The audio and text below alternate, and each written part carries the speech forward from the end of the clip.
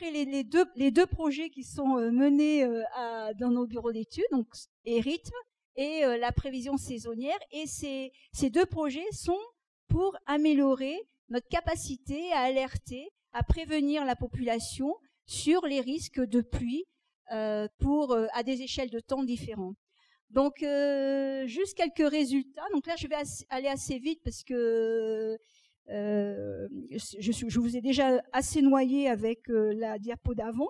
Donc, sur la première étude, sur l'étude qui a été faite sur la prévision saisonnière, donc on a utilisé les données homogénéisées. À partir de ces données homogénéisées, donc on a essayé de retrouver les fameuses ondes de basse fréquence et fameuses variations de basse fréquence.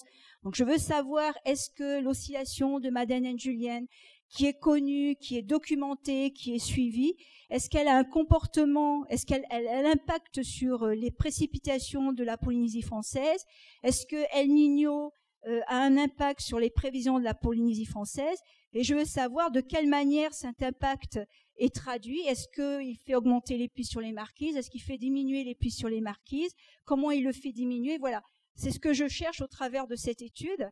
Parce que bon, on entend beaucoup de choses, mais on ne le prouve pas vraiment au travers d'études complètes, éprouvées, etc. Et surtout de données qui puissent ensuite être utilisées comme modèle prédicteur ou modèle explicatif pour faire de la prévision sur les pluies.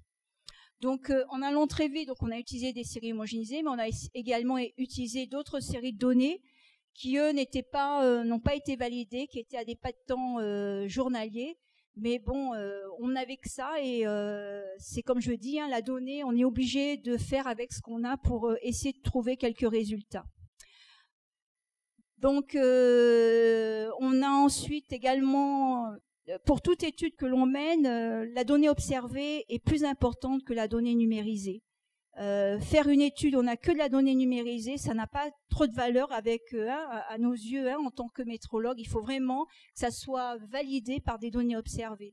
Donc on commence par les données observées, puis après on reproduit, on essaie d'utiliser ensuite les données numérisées, parce que notre gros problème, c'est la représentativité de la Polynésie avec les données qu'on a, puisque c'est concentré en 2 ou 3 points et il n'y a pas ce cadrage, ce grillage dont on a besoin pour bien expliquer les phénomènes. Donc bon, on utilise les outils statistiques qui sont mis en place et prouvés. Je vais vous faire la grâce de ça. Ce qu'il y a à savoir, c'est que on a testé toutes les variations de basse fréquence que l'on connaît, qui va de la MJO jusqu'à l'IPO. On les a testées sur différentes périodes. Alors, ce qui est intéressant, c'est que nous, on a essayé de savoir si, sur la période qu'on utilisait, est-ce qu'effectivement on retrouvait les fréquences qui sont, qui sont listées dans la bibliographie. Alors, je m'explique. Par exemple, ici, vous avez le SOI, donc, qui est aujourd'hui disponible de 1876 jusqu'à 2017. Sur la plus longue période, si je cherche les fréquences, sur quelle fréquence varie ce SOI, donc ça va de 2,9 années jusqu'à 9 ans. Sur ma période d'étude, qui est de 79 à 2016, je refais la même chose et je regarde sur quoi varie le SOI, et à partir de là, en fait, j'essaie de voir si je retrouve les mêmes fréquences. Donc ensuite, j'ai fait passer un filtre sur ma série de données, puisque du coup, je connais maintenant les fréquences sur lesquelles il varie, et je peux mettre un filtre sur mes séries de données, essayer de voir si je retrouve ces fréquences. Donc on les retrouve effectivement. Je vais vous faire la grâce de la suite. Donc on retrouve ces fréquences notamment sur tous les archipels sur lesquels j'ai travaillé. Bon, après, on pourra discuter sur les résultats, mais c'est pas le but. Ce qu'il faut savoir, c'est qu'aux Marquises, les précipitations sont surtout affectées par tout ce qui est tout phénomène annuel ou interannuel, donc qui vient renforcer ou inhiber la convection sur les marquises. Sur la société, c'est le cycle annuel qui prime sur tous les autres modulations. L'AMJ, que ce soit ENSO ou l'IPO, c'est le cycle annuel qui a plus de poids sur la variation des précipitations.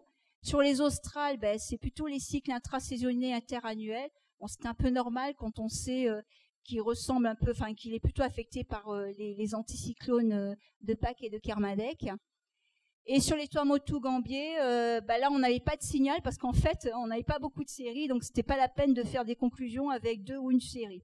Ça n'a aucun sens. Et voilà. Alors, comme perspective, c'est qu'on va travailler maintenant sur, qu'on a réussi à sortir un peu ces résultats.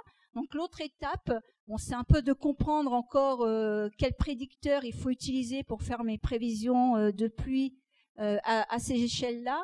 Mais surtout utiliser le dernier modèle de Météo France, Arpège Système 6, et de voir si ce modèle est capable de prévoir de faire de bonnes prévisions saisonnières en termes d'anomalies de précipitation sur notre zone, croisées bien sûr avec les résultats qu'on a sortis, qui nous permet en fait de critiquer le modèle, ce qui ne serait pas possible si on prenait comme ça les résultats. Je vais passer assez vite maintenant sur le deuxième projet, qui est le projet Rythme, qui est qui n'est pas fini en fait. C'est un projet qui n'est pas fini, qui a mis du temps à démarrer, dont la partie la plus importante était l'implantation, donc la modernisation du réseau du GEGDP. Donc pour ceux qui le connaissent pas, c'est le réseau du groupe d'études d'experts du domaine public du territoire. Qui surtout surveille les versants, les rivières. Donc là, on a fait un choix d'implantation de 6 capteurs sur 3 bassins versants, donc en amont et en aval. Et on a choisi un système mené par Paratronic, avec surtout un concentrateur qui n'était pas dépendant des trois partenaires, mais qui était qui est sur une plateforme internet et géré par Paratronic. Donc, bien sûr, comme le projet a pris du retard, on a quand même, en parallèle, travaillé quand même sur la caractérisation des pluies à des échelles sous-synoptiques, à des méso-échelles, afin de bien comprendre à ces échelles-là, parce qu'on fait très peu d'études sur des échelles sous-mailles, sous-synoptiques. Donc on a essayé de relier les quantités de pluie avec les types de temps qui sont observés en Polynésie française, aussi bien au travers de la zone de convergence du Pacifique Sud ou les systèmes de basse pression que l'on observe surtout dans le sud.